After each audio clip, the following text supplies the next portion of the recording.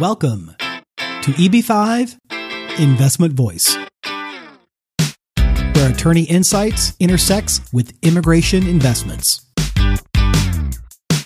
If you are a foreign investor, domestic fund manager, or enterprising entrepreneur and want to get the most out of the EB5 program, you have come to the right place.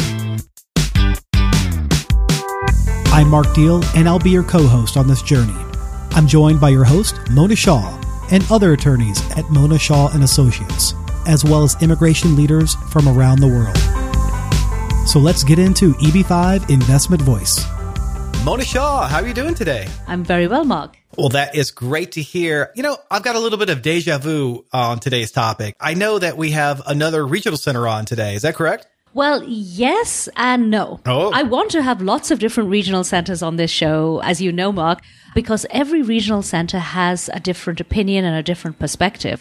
But today's regional center is very different. That makes sense, because I understand a vast majority of the EB5 investors actually do invest in regional centers, which is why we cover a lot of different regional centers and a lot of different topics and the ways in which they do things. Well, actually, Mark, it's more like 92% of all EB5 investors go through a regional center.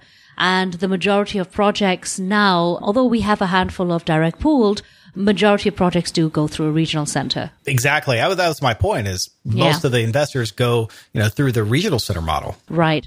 Well, today joining us to dive into different aspects of regional center is Samuel Silverman. Sam leads EB5 Affiliate Network, an award-winning EB5 consulting firm with extensive experience structuring EB5 projects across the United States.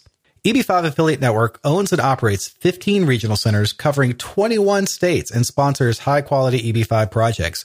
Sam has considerable real estate development, management, financing, and brokerage experience in the U.S. and internationally in China. Sam, welcome to the show. Hi, thank you for having me. It's good to be here today. Great to have you. Sam, I started the whole podcast today by saying you're very different. And yes, we know that you're very different, but would you like to explain what makes you different from other regional centers? Sure. Thank you, Mona. Like you mentioned earlier, many regional centers in general, there are many different components to successfully assembling and structuring an EB5 project. In most cases, you've got kind of three parts. You've got the regional center license, you've got the project documentation, and then you've got the actual investor, right? And so many regional centers are kind of focused on the first of those three parts, maintaining their license, finding good projects to sponsor, and maintaining their license with USCIS. Our approach is a little bit different in that we own and operate 15 regional centers, but we also work in the documentation and also on the investor sourcing side as well, with offices in China. And so we're a little bit different in that we're kind of looking at each piece of the EB5 project value chain and not just focused on one piece, in which case, most cases, it's just the regional center license. What makes EB5 affiliates different is that you have 15 regional centers and you are our go-to people when we have somebody who wants to rent a regional center. Yeah, and what we do that's a little bit different is that many regional centers are really focused just on the operation of their regional center and maintaining compliance with USCIS. We're focused not only on operating the regional centers that we own, but also on working on the documentation required to bring projects to market, and also working directly with agents and brokers overseas who actually source investors. Wow, Sam, that means you're taking our job away with doing the project documents. No, we don't like to step on toes, but we do work with a lot of immigration attorneys and securities attorneys in the space. And since we own the licenses and have seen quite a number of projects come through, we like to think of ourselves as kind of the glue that helps to piece some of these different projects together. Well, that's pretty good. That's a pretty good adjective, I would say. And you do mention that a lot of your regional centers cover entire states. That's very difficult to get nowadays. Yes, we kind of figured out how to get larger geographic coverage areas and get USCIS to see eye to eye with us on how you would go about proving the justification for those larger areas. And we've replicated it recently for some clients who've wanted larger coverage areas, but in general, it tends to take a lot longer and result in more RFPs Oh, yeah, yeah. We never recommend doing large geographical areas, that's for sure. Would you say that you actually get the majority of your business through rentals? I would say that most of our clients touch our rental of the regional centers. We do quite a bit of the documentation as well. It's probably close to 50-50, I'd say. Mm. Well, we've discussed renting versus putting your own regional center up on these podcasts before, but it is a topic which is coming back over and over again. And especially as there are so many changes which are coming into regional centers. And because we do get a lot of project developers who may have just a single project, we are very keen on telling people, go rent. Don't go and put your own regional center up. I think that makes sense because a developer can focus on the successful completion and execution of their project and not so much running the regional center. But Sam, since this is your day job, what do you think? Yeah, that's exactly right. Many developers, they're in the development business. They're not in the operator regional center business. And just given the timeline that it takes to get a regional center approved today, anywhere from 12 to 15 months, depending on how large of a coverage area and how you've structured the application. To rent a regional center, what we do is we charge an upfront fee, which is basically equivalent to what it would cost to just file a new regional center. And then you're going to wait, 12 to 15 months to get the license approved. Plus, you're going to pay the fees to do all the documents and prepare the application. It really doesn't make sense in most cases to set up a new license for a first project.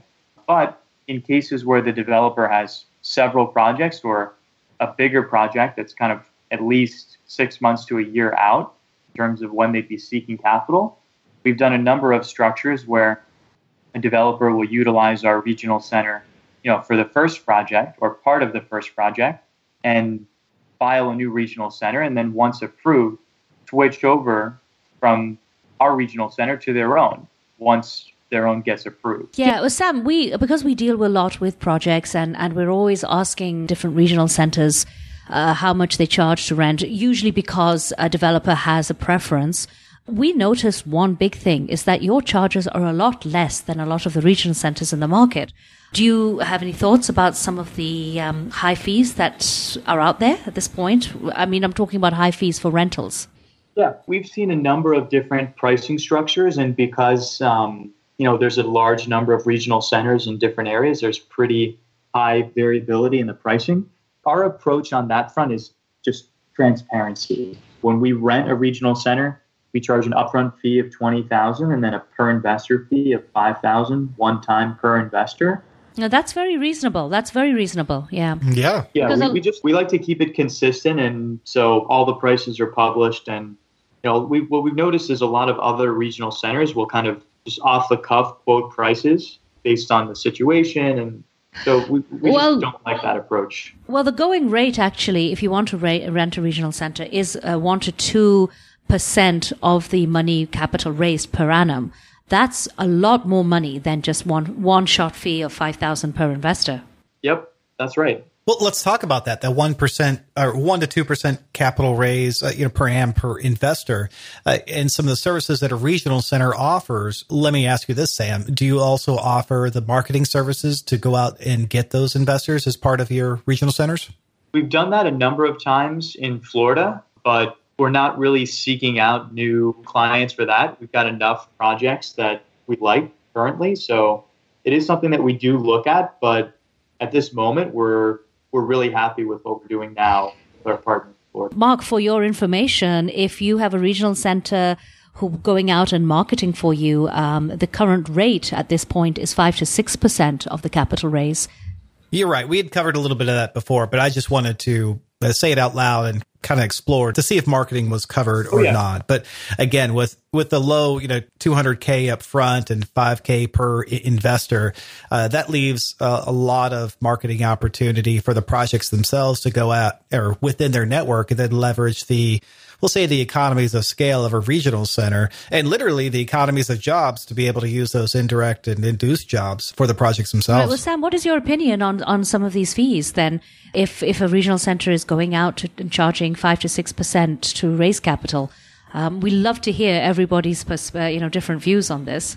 Sure. A lot of agents in China and overseas, currently, the rate to actually pay agents anywhere from, let's say, 2 to 3% annually per investor. So a lot of our clients will say, okay, I'd rather just be the general partner and be the one in charge of finding investors myself. And instead of paying a regional center, 5, 6, 7% all in and betting the entire success of my project on one company, the regional center, to go and find the investors, I'd rather just bet on myself and be the issuer myself and then rent a regional center and then be in full control of how much I want to pay agents. And, instead of paying 6, 7%, you could end up paying half, almost 2 or 3%. And, you're in full control. Right. I have a question, and I know if an investor is listening right now, they're probably going to be shouting the answer to me. And I'm sorry, I can't hear you. So I'm going to ask both Mona and Sam, although they're not investors. I personally believe that investors, they invest in projects and not regional centers. The regional center is really just the mechanism to leverage some of the indirect and induced jobs and some of the streamlined efficiencies of the EB5 petitions. But, really when they make investment decisions, it's around the project. So I can kind of see how it would, and Sam, maybe I'm making your case for you, but I can kind of see how it makes sense for a project developer to focus on their project development and execution as well as outreach. What do you think, both Mona and Sam? Well, Mark, that's a yes and no answer, actually, because there are some of the more well-known regional centers where somebody would just go and invest for the sake of being with that regional center. I have seen that several times. Okay. But lately, I have to agree that a lot of the investors who are coming into the space are more project savvy. And I think that has to do with the fact that there are a lot of new markets opening up. It isn't just China and Korea and your handful of regional centers. It's new markets from India and the Middle East and Latin America, where they're actually asking questions and they're looking and speaking with the developer, or the developer themselves have a few local ties and they're utilizing those local ties and then going out and renting a regional center like Sam's. Yeah, I think that's definitely right. Many of the larger regional centers that have done quite a few projects, they really try and emphasize their, regional center track record. But the reality is that doesn't really have anything to do with the quality of the current project that's being sold. Correct. So, it's not difficult to, develop a large regional center track record. All that means is that you've been in the industry for a longer period of time. It doesn't really have any, impact on the quality of the project itself, right? So it's much more important to focus particularly on the financial and immigration risk aspects of the particular project and make a decision around that project and those specific investment terms. A lot of the larger regional centers, they've been around longer, but they don't have very good favorable terms for investors. Right. Sam, how do you vet projects coming into EB5 affiliates? We have a number of kind of intake forms and diligence questionnaires that we use to kind of get the preliminary information, and then we review the entire set of offering documents and the 526 template that each investor would be filing. But most importantly, we run background checks on everyone involved.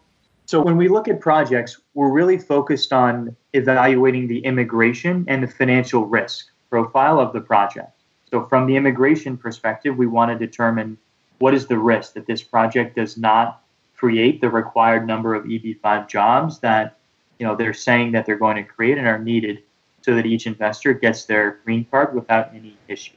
What does that really mean? It means, what's the structure of the capital for the project? What's the likelihood that all the capital is already in place or will be in place shortly once investors start to invest? Are there, quality attorneys and other parties involved?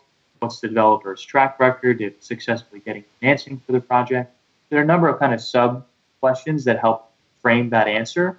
But the main thing is the project going to create the number of jobs without a problem? Well, it's really interesting that you're saying all of this, that you're looking at all of these factors, Sam, because I know that there are many regional centers out there which will take on a project without really checking anything. Sure. Yeah. I mean, that's definitely the case. I'd say we turn away about half the projects that come to us that want to be sponsored. It comes down to either an immigration risk issue or a financial risk issue that, the project is just too risky and there's too high of a chance that the investors are going to lose capital or potentially not have the right control mechanisms in place if something doesn't go according to plan. Sam, I think that everything you're saying really makes a lot of sense.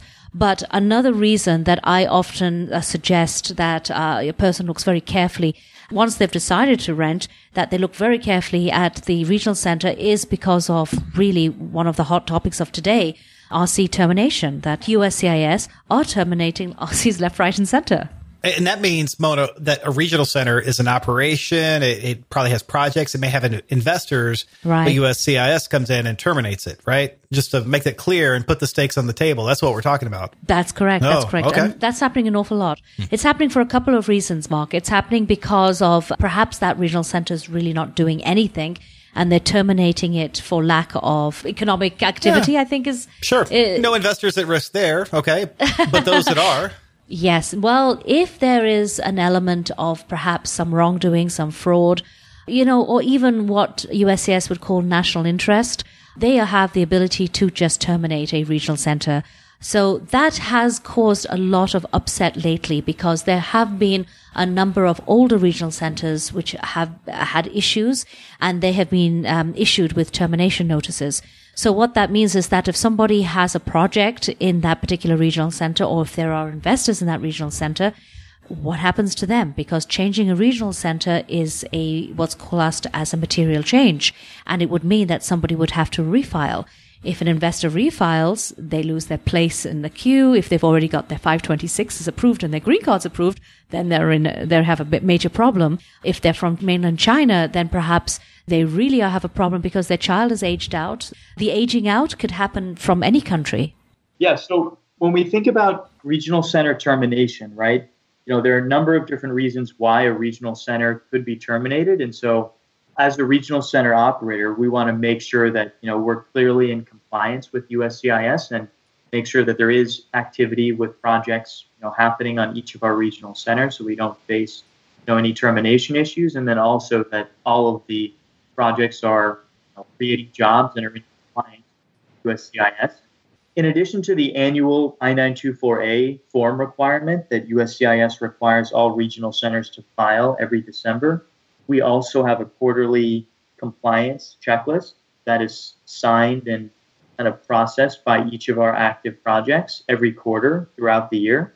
So we have a firm kind of pulse on what's happening with each project. So if there are any questions or additional information we want to obtain, we can get that within that quarter instead of just wait once a year to see what's happened. In addition to site visits. Right. Well, actually, non-compliance is a reason also for termination of a regional center. But the good thing is as you all may know, and as we mentioned, Mark, in one of our earlier podcasts, that there has been policy manual changes by USCIS.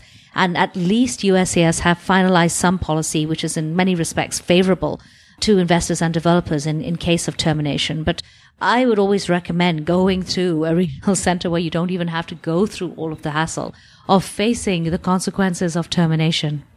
Yeah, termination is real and it can really impact and negatively, affect investors' immigration status.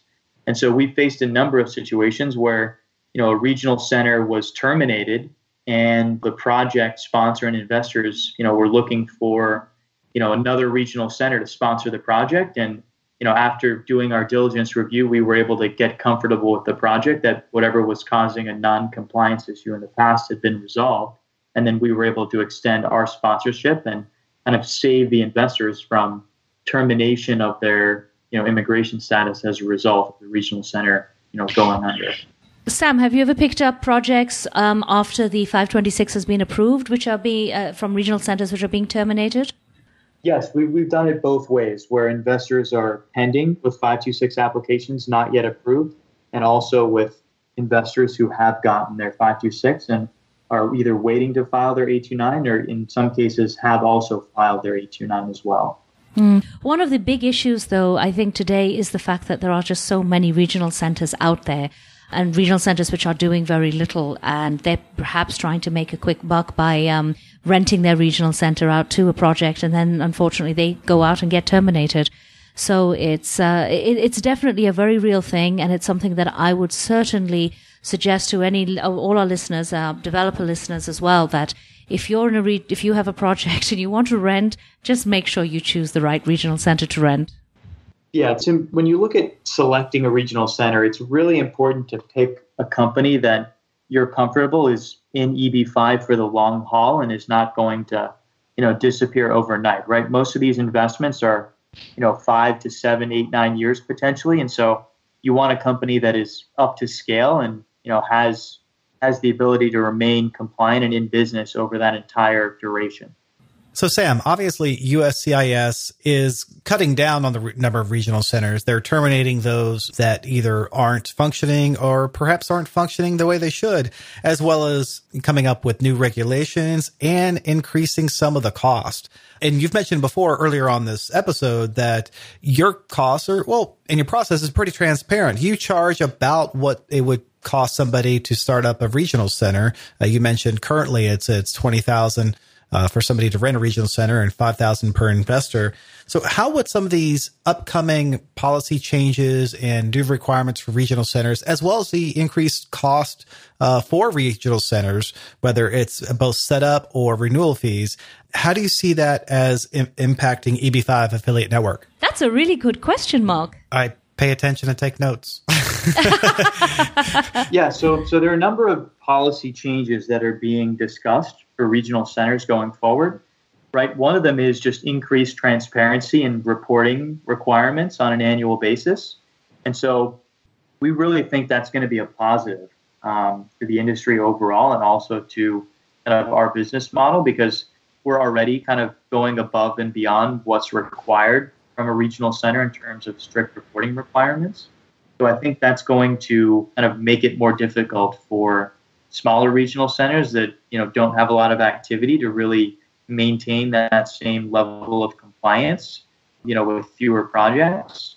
And then on the second point about increased kind of future costs, as you know, this is the first year in this coming December when there's going to be an annual kind of I-924A annual filing fee. I think it's like $3,200 or so. Mm-hmm. And there's also talk of an increased additional annual fee of $10,000 to $20,000 per regional center. And so we also think this is going to be a positive overall because two reasons. One, a lot of the regional centers, are smaller and aren't really up to scale with the number of projects. And since it's been basically free to maintain the license up until now, we think those fees will cause a lot of people to just abandon their license and kind of shrink the number of total licenses in circulation. And then secondly, all of our active projects that are on any of our regional centers, all of our agreements have a fee split provision where any future USCIS fees are split pro rata per project. And so any of those fees would be essentially billed as a pass-through directly to our project. So it's not going to negatively impact our company financials on an annual basis. Right. So I think those two factors will drive more business to us and also allow us to continue to grow now that we're already kind of at scale. I can see that, and I can see why both the investors and the project managers and the project developers would appreciate that. Just that increased transparency. Obviously, USCIS is pushing this onto you. You're spreading it across the other projects. Yeah, it's important as well, Mark, because I think a developer has enough to worry about without having to add this particular element as well. So it's a good component, and I really applaud EB5 affiliates for bringing this on the market, because there really isn't anyone else out there who do what EB5 affiliates do. And I'm saying this while you're on air still, Sam. So kudos. That's a nice American word. Thank you. Yeah, we appreciate it. Yeah, we're just trying to keep it transparent and just make sure everyone has the patience to make the right decision for their project. So obviously setting up a regional center is challenging to somebody who's never done it before, and it's also expensive. But it's nice to see that those challenges can be taken care of by EB5 Affiliate Network, and those expenses, although are still paid, are transparent. Sam, thank you so much for coming on EB5 Investment Voice. Thank you for having me. Thank you for being with us today on EB5 Investment Voice. The topics presented in this podcast is informational in nature and is not to be taken as specific legal advice. If you have questions on the topics presented in this episode or other investment immigration needs, please contact Mona Shah Associates. Mona and her attorney staff can be reached at mshawlaw.com. That's MSHAH law.com. Make sure you don't miss our next episode focusing on a different aspect of the EB5 program by subscribing to the podcast. While you're at it, leave us a rating on iTunes. If you really found this episode valuable, share it with someone else that could benefit from this information. Until then, I'll see you on the next episode of EB5 Investment Voice.